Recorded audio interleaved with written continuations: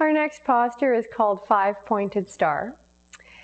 And you're going to take a moment to move to one side of your mat so that you're not too close to the middle. And then you'll very gently bend your knees and take a really big step out to the side. And how big a step you take has everything to do with how tall you are and how flexible your hip joints are. So you can choose to have your feet closer together or farther apart depending on how things feel for you in your own body.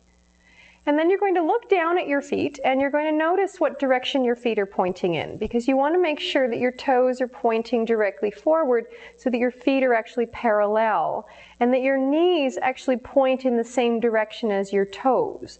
So if you were to both bend your knees slightly, you want to make sure that your knees both move forward, not over your toes, but in the same direction as your toes. And that way you'll know that you're in a good place for you.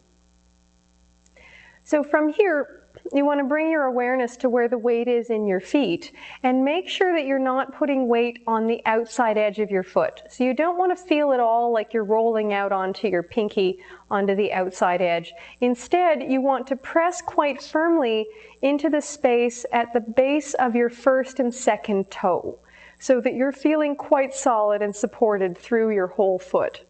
So pressing into the space between your first and second toe. From here, your arms are going to float up to the side at shoulder height. And you're just going to take a moment to pause here. Give your shoulders a bit of a shrug, and then relax your shoulders down so they fall away from your ears. Strictly speaking, your palms are down for this posture, but if you feel like having your palms open, that's okay too.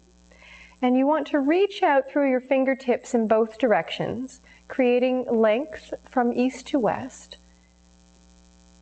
And then draw energy up from the floor. So you're thinking about that space between your first and second toe. Your energy's coming up through your legs, up straight through your torso, out through the crown of your head, and out through your fingertips. And you might just want to check in and make sure that you know where your body is in space so that your ribs aren't actually behind your pelvis, but are actually directly over your pelvis. So this is called five-pointed star because each one of your limbs and your head makes a point, and energy is shooting out through each one of those points. To come out of this, you'll take a breath. When you exhale, release your arms first, bend both knees, and then begin to wiggle your feet closer together until they're roughly side by side. And then you can take a moment and give your hips a shimmy and shake out your knees.